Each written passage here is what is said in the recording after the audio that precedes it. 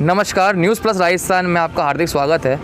जैसा कि आपको पता है कि कोरोना महामारी के चलते आप लोग अब इतने एक्टिव नहीं हैं कि बाहर देखें और ढूंढें कौन सा प्रत्याशी आपके लिए योग्य है। कहीं ना कहीं आपके मन में ये भी प्रश्न होगा कि हम वोट तो डालने जाएंगे, लेकिन वोट किसे दें। तो ये मुश्किल हम आपकी आसान कर देते हैं, क्योंकि हम आपके नया सेगमेंट लाए हैं। उन उम्मीदवारों का परिचय और उन प्रत्याशियों से आपको मुलाकात करवा रहे हैं ऑनलाइन, जिससे आप देखना चाहते हैं कि वो आपके लिए कितना योग्य है। आज हम जिससे आपको मिलाना चाह रहे हैं वो इकलौता सिंधी चेहरा है मायनगर विधानसभा क्षेत्र में, क्योंकि भाजपा ने 26 वार्ड में से एक भी सिंधी को टिकट नहीं दी।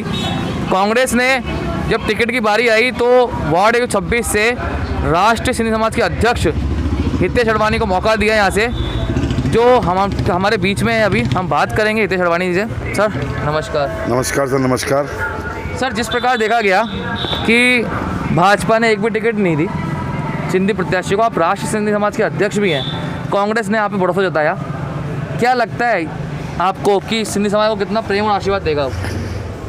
ये मालवीय वार्ड नंबर 126 सिंधी बाहुल्य क्षेत्र है। सिंधी समाज का मालवीय विधानसभा के अंदर 126, 130, 125 में पूरा बहुत समर्थन है।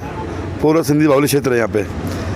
मैंने मेरे समाज से आशीर्वाद लेकर उनसे पूछ के चुनाव लड़ा है, तो मुझे लगता है कि समाज मेरा साथ देगा। समाज के लिए मैंने बहुत काम किए हैं, बाकी तो ईश्वर के हाथ में है, ईश्वर क्या करता है। सर, हम बता दें आपको, इन्होंने लॉकडाउन के दौरान इस क्षेत्र में ही नहीं पूरे जयपुर शहर के लिए काम करे।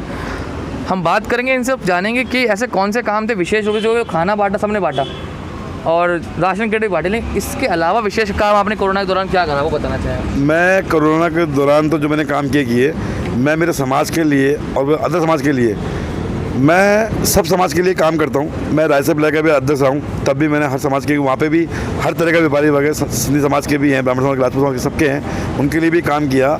मैंने कोरोना काल के अंदर जो काम किया है, जैसे राशन तो सबने बांटा है, उसके अलावा जो पुलिस वाले हैं जो अपनी जान जोखिम में डाल के डॉक्टर्स हैं, मैंने उनके लिए सैनिटाइज, मास्क, शील्डें, ग्लव्स प्रोवाइड कराए, क्योंकि जो हमारे लिए सेवा कर रहे हैं तो हमारा फर्ज बनता है उनकी सेवा करना। हम बता दें आपको, ये इतने सेवाभावी हैं कि दुर्भाग्यवश जब ये कोरोना में घूम रहे थे तो ये खुद भी इस बीमारी से पीड़ित हो गए थे। क्वारंटाइन रहे 14 दिन और उसके बाद वापस से समाज के कहने पर समाज के बीच में आए और टिकट लाए। टिकट लाने के बाद समाज का प्रेम और आशीर्वाद था, साथ में यहाँ के क्षेत्रवासियों की अपील थी कि टिकट के लेकर यहाँ से लड़े, तो हम सबके बीच में है। सर, कैसा लगा वो 14 दिन का पीरियड जब कॉरेंटाइन रहे समाज सेवा के दौरान? बड़ा डिफ़िकल्ट पीरियड था। अपने परिवार को छोड़ के अलग रहना बहुत अजीब सा होता है कि 14 दिन आप एक कमरे के अंदर हैं, ना कहीं जा सकते हैं ना कहीं आ सकते हैं। बड़ा कहते हैं ना, बड़ा ही विचित्र दिन थे वो मेरे लिए 14 दिन जो मैं क्वारंटाइन काटे। तो सर, लगता है जो आपने उस समय एक त्याग करा समाज के लिए, क्षेत्र के लिए, उसका परिणाम मिलेगा आपको? अब जनता का आशीर्वाद है, वो तो मुझे मिलना चाहिए। मैं ये सोचता हूँ कि जनता का जो प्रेम असीम है मेरे पास, क्योंकि मैं चेटीचंद मेला कमेटी का भी अध्यक्ष था, मैं सिंधी समाज का भी अध्यक्ष हूँ, सिंधी समाज का। जनता का जो प्रेम है, मेरे समाज का भी प्रेम है, मैं समाज का ही बच्चा हूँ। और इस विधानसभा, मालवीय विधानसभा के अंदर बीजेपी ने पिछले 2 चुनाव से सिंधी समाज को दरकिनार किया है, कोई टिकट नहीं दी है। कांग्रेस पार्टी ने मेरे पर विश्वास करके मुझे टिकट दी है, तो मैं चाहूँगा कि समाज उसकी लाज रखेगी, इज्जत रखेगी। हम बता दें आपको, हितेश अडवाणी ब्लॉक अध्यक्ष रहे यहाँ पर। उनके ब्लॉक अध्यक्ष रहते हुए इन्होंने कई मजबूत टीम बनाई, जिसके तहत अर्चना शर्मा जी बहुत ही कम वोटों टक्कर दे पाई कालीचरण जी को, और मतलब सेंध मार पाए उनके गढ़ के अंदर बीजेपी के। तो हम बात करेंगे कि इस बार जब हम देखा था वार्ड 52 में, सर आज तक भाजपा गढ़ रहा है, कांग्रेस एक बार भी नहीं जीती है। क्या लगता है आपकी वो मेहनत यहाँ रंग लाएगी और आप सेंध मार पाएंगे? इस बार जो मालवीय विधानसभा बोली जाती है कि भाजपा का गढ़ है, उस गढ़ में हम सेंध लगाएंगे, पक्का है, ये मेरा विश्वास है मेरा। सर, बात करी जाए समस्याओं की, इस क्षेत्र की समस्याएं प्रमुख रूप से कौन कौन सी, उसके बारे में बताना चाहें, और आप उसमें समाधान कैसे कर पाएंगे उसका? मैं इस वार्ड के बारे में फिर भी वाकिफ़ हूँ, क्योंकि 2009 में भी मैं ऐसा चुनाव लड़ चुका हूँ कांग्रेस पार्टी की टिकट पे। 2009 चुनाव के बाद मैंने पूरा संघर्ष किया है यहाँ पे। मुझे एक एक गली, एक एक मोहल्ला, एक एक पार्क का मुझे ध्यान है। खासकर मेरा वार्ड नंबर 126 है, जिसमें गांधी गिरा आता है। वहाँ की स्थिति बड़ी विकट है।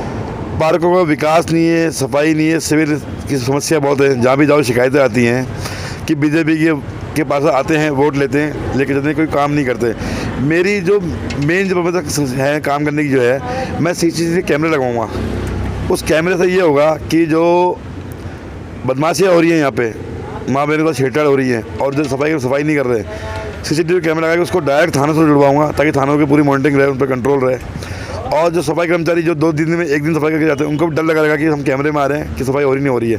और इसके अलावा जो रोड लाइट्स हैं वो पूरे कॉलोनी में लगवाऊंगा, जिससे कि जो अंधेरा है, जिसको देख के चोर उठाई के बदमाशी कर जाते हैं, वो अंधेरे के बैठ बैठेगा। सर देखा गया है जो परिसीमन हुआ है वो वार्ड 53 का जो पुराना हिस्सा था गांधी गृह, उसके टुकड़े करा गया और पटरी के मतलब जो इसका सीमांकन हुआ है वो आप खुश हैं उससे कि गांधी गृह उस तरफ था, 11 सेक्टर इस तरफ। कितना कन्वेंसिंग में भी दिक्कत हो रही होगी आपको, और जब पार्षद बन जाएंगे उसके बाद दिक्कतें भी करनी, कैसे देखते हैं आप? सर वार्ड नंबर 53 का जो ये गांधी गृह का हिस्सा है, वार्ड नंबर 52 में मतलब 126 में जोड़ दिया गया है। बड़ा लंबा एरिया है। सबसे ज़्यादा समस्या जो गांधी गृह के अंदर ही है। जी। अब ये तो ऊपर से है, पार्टी लेवल का है, मौका देगी तो उसमें सेवा करूँगा। जी सर, एक बात जो आपके लिए विशेष रूप से उठती रही है कि आप सिंधी समुदाय के लिए तो काम करते ही हैं और करते आए हैं, लेकिन जो अन्य समाज है जो क्षेत्र में रहते हैं वो भी आपकी और अपेक्षा की दृष्टि देख रहे हैं कि अगर हितेश अडवाणी पार्षद बनते हैं तो हमारे लिए क्या करेंगे? सर मैं सेवा करने आया हूँ, सिर्फ समाज की सेवा नहीं, पूरे मालवे की सेवा करने आया हूँ मैं। जी। मेरे लिए सब बराबर है। हाँ, एक होता है अपना समाज का बच्चा हूँ मैं, लेकिन ऐसा नहीं है कि मैं अंदर समाज का काम नहीं करूँगा। मैं जो कह रहा हूँ, मैं रायसर ब्लॉक का अध्यक्ष था, वहाँ थोड़ी सकी समाज की दुकानें थी, 995 दुकानें थी सर वहाँ पे, समाज की भी थी, अदर समाज की थी। ऐसा कुछ भी नहीं है, जो सेवा करना था उसके लिए समाज कुछ नहीं होता। समाज अपनी जगह होता है, सेवा अपनी जगह होती है। यहाँ से बता दें हम आपको, भाजपा का टिकट नहीं मिलने से नाराज निर्दलीय प्रत्याशी मैदान में उतरे, इसमें धर्मा चौधरी और बाबूलाल चौधरी मेन है, और भी एक आध निर्दलीय प्रत्याशी हैं क्षेत्र में। तो सर आप देख रहे हैं कांग्रेस में तो एक भी निर्दलीय नहीं उतरा, एकजुटता नज़र आ रही है, लेकिन भाजपा में कहीं ना कहीं फूट है। उस फूट का फ़ायदा लगता है आपको मिलेगा? 100% फूट का फ़ायदा मिलेगा। कांग्रेस पार्टी एक साथ मिलकर मजबूती से चुनाव लड़ रही है, भाजपा में फूट है। आप देख लीजिए कि भाजपा के एक प्रत्याशी खुद ने खड़ा किया हुआ है, इसके अलावा उनके 3 बागी उम्मीदवार मैदान में हैं। जी। तो सेक्टर 12 में कहीं ना कहीं देखा गया कि जो अध्यक्ष हैं बाबूलाल चौधरी जी, उनके रहते हुए आप लगता है कि उनको टक्कर उस तरह से दे सकेंगे, क्योंकि आप वहाँ के संरक्षक रहे हैं दूल्हा के, तो क्या लगता है वहाँ का समीकरण क्या रहने वाला सेक्टर 12 का? सर बाबूलाल जी वहाँ विकास समिति के अध्यक्ष हैं, और मैं वहाँ पे जो सिंधी पूज्य पंचायत है उसका संरक्षक हूँ। वैसे तो मैं भी अध्यक्ष बन सकता था, लेकिन मैं राष्ट्रीय सिंधी समाज का अध्यक्ष हूँ।